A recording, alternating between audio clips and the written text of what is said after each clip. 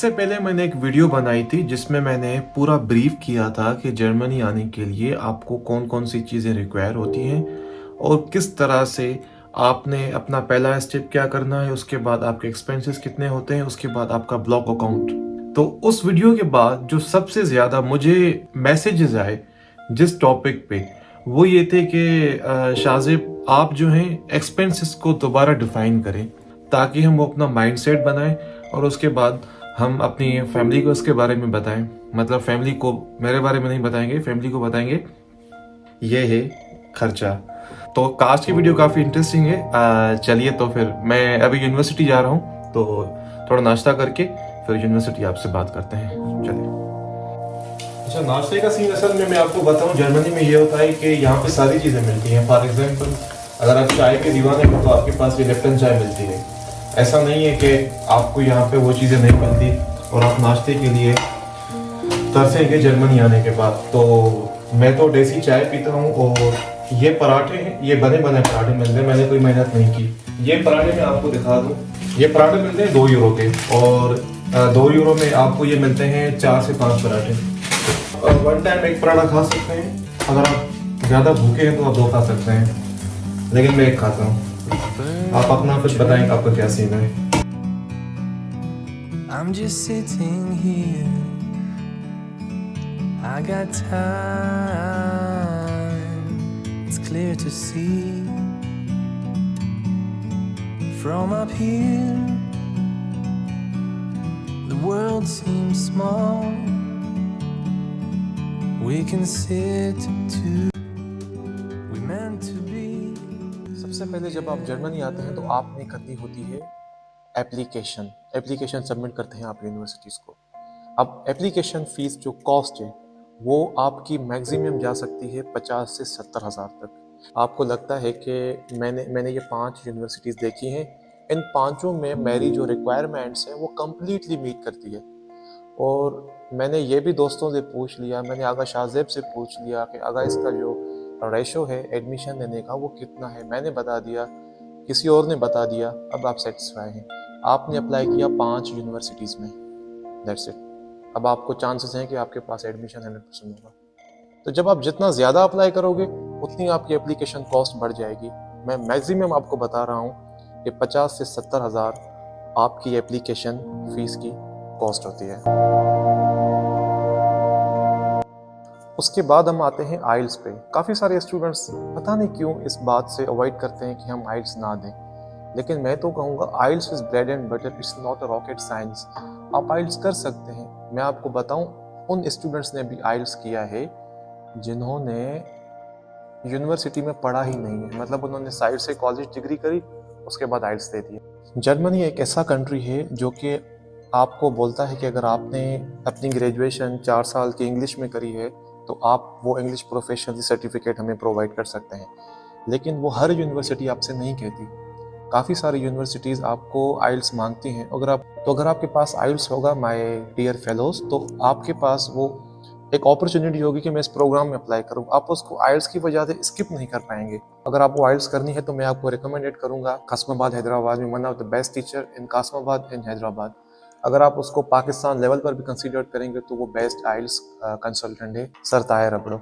मैंने पर्सनली खुद वहाँ पे आइल्स किया है और काफ़ी सारे students luckily they all are in the foreign now. कोई ऑस्ट्रेलिया में है, कोई इटली में है, कोई मेरी तरह जर्मनी में है, कोई इंग्लैंड में है। तो अगर आपको आइल्स करना है, आप इंटीरियर से आते हैं तो Hyderabad is a best place, वो भी कासमाबाद में आपके लिए होगा।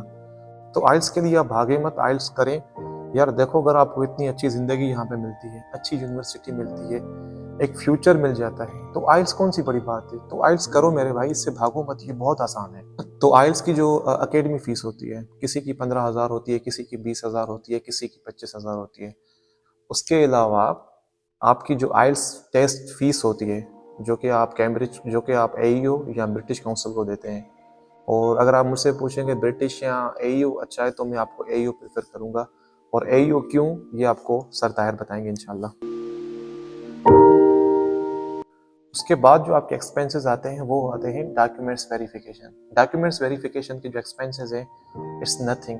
मतलब कि अगर आप एचईसी से अपनी ट्रांसक्रिप्ट और डिग्री वेरीफाई करवाते हैं तो उसके समझ लें कि 2 से 3 हज़ार होती है फ़ीस।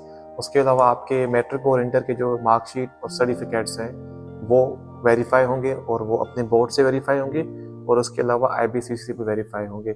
IBCC एक ऐसा बोर्ड है जैसे ACC सारी यूनिवर्सिटीज़ के ऊपर होता है, ऐसे ही जो IBCC है इंटर बोर्ड कमेटी चेयरमैन, वो भी सारे बोर्ड्स का, जैसे कि दादू बोर्ड है, लाड़काना है, सखर है, तो वो उन सारे बोर्ड्स के ऊपर होता है। तो आपकी वो जो टोटल कॉस्ट होती है इनकी वो होती है 10 से 15 हज़ार के बीच होती है, ज़्यादा नहीं होती।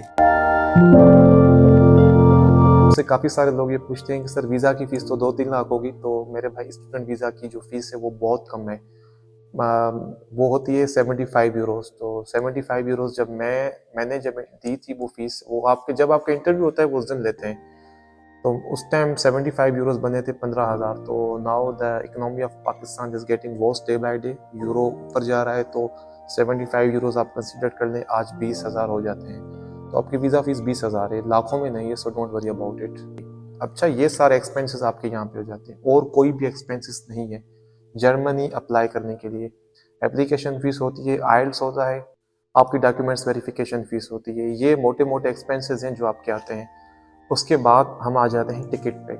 जब आपकी सारी चीज़ें इंशाल्लाह फॉर जर्मनी हो जाएंगी, तो आपकी टिकट, जब आपके पास एक होता है ना कि यार मेरे पास अब एडमिशन आ चुका है, अल्लाह पाक आपके लिए जब इतना रास्ता निकाल देता है कि आप एडमिशन तक आ गए हैं, अब आपके लिए बस ये है कि आपने जस्ट टिकट बुक करवानी है, आपका वीज़ा भी आ गया है।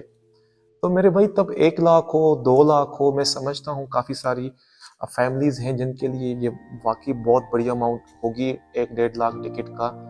लेकिन यार एक तवक्कुल होती है, अल्लाह पाक पे जो तवक्कुल होती है ना, वो बहुत बड़ी चीज़ होती है। अल्लाह पाक के सामने ऐसी कोई भी चीज़ नहीं है जो नामुमकिन हो। आपके पास कहीं ना कहीं से पैसे आ जाते हैं, आपके जो पेरेंट्स हैं वो कोशिश करेंगे, अल्लाह उनके लिए रास्ता निकालेगा। तो टिकट कॉस्ट 1.5 लाख होती है। तो अब जो टोटल एक्सपेंस इससे पहले मैंने बताया वो आपके हो जाते हैं 1.5 लाख। फिर रिपीट करता हूँ, 50 से 70 आपकी एप्लीकेशन फ़ीस, 60,000 आपकी होती है आइल्स की तकरीबन फ़ीस, एकेडमी फ़ीस और आपकी जो टेस्ट फ़ीस है, 20,000 आपकी वीज़ा फ़ीस और 10-12 हज़ार आपकी डॉक्यूमेंट्स वेरिफिकेशन, 1,70,000-80,000 आपके ये मैक्सिमम हो जाते हैं। उसके बाद आपकी टिकट का खर्चा होता है। तो एयरलाइन की भी काफ़ी सारी कैटेगरीज होती हैं। आप इमारेट्स में जाते हैं, कतर में जाते हैं, टर्किश में जाते हैं, पेगासस में जाते हैं। मैं पर्सनली टर्किश में आया था क्योंकि मुझे वो एक्सपीरियंस करनी थी। तो अब ये आप पे डिपेंड है कि आप किस में आते हैं। पेगासस जो है वो काफ़ी इकोनॉमिकल होती है, काफ़ी सस्ती होती है। So if you have no choice, अगर आपके पास एक फाइनेंशियली प्रॉब्लम है तो मैं आपको यही सजेस्ट करूँगा कि पेगासस इज़ द बेस्ट। सारे स्टूडेंट्स में आते रहते हैं। वो ऐसे है कि जहाँ पे आपको कतर की या टर्किश की 1,20,000 तक पड़ती है, वहाँ पे आपको पेगासस 30-40 हज़ार सस्ती पड़ती है। जर्मनी तो आ गए, अब रहोगे कहाँ पे? मेरे घर आओगे, मोस्ट वेलकम, मेरे घर आ जाओ, मेरे घर रह लो, 1 महीना 2 महीना रह लो। लेकिन मेरे घर कितना टाइम रहोगे? क्योंकि अगर तुम्हारी यूनिवर्सिटी मुझसे इतना दूर हुई तो भी 1 महीना रहोगे, 2 हफ्ते रहोगे, उसके बाद तो अपने शहर जाओगे ना। अकोमोडेशन का हिसाब किताब ऐसे है कि जितना बड़ा शहर होगा उतनी महंगी अकोमोडेशन होगी, जितना छोटा शहर होगा उतनी सस्ती अकोमोडेशन होगी। तो अकोमोडेशन में ये होता है कि आपने एडवांस और मंथली रेंट इकट्ठा देना होता है जब आप जर्मनी आते हैं। अब ये सवाल पैदा होता है कि ये पाकिस्तानी पैसे बहुत ज़्यादा हो जाते हैं अकोमोडेशन के हवाले से। यहाँ पे आने के बाद तो सब चीज़ें नॉर्मल हो जाती हैं क्योंकि आप यहाँ पे इतना कमा लेते हैं। और कमाने पे जो मेरी वीडियोस हैं वो आप ज़रूर देख लेना। इस वीडियो में बताऊँगा तो यार काफ़ी लंबी हो जाएगी बात। जो अकोमोडेशन आपकी होगी वो ऑलमोस्ट मंथली, कम से कम छोटे से छोटे शहर में आपकी 400 यूरो होती है मंथली रेंट।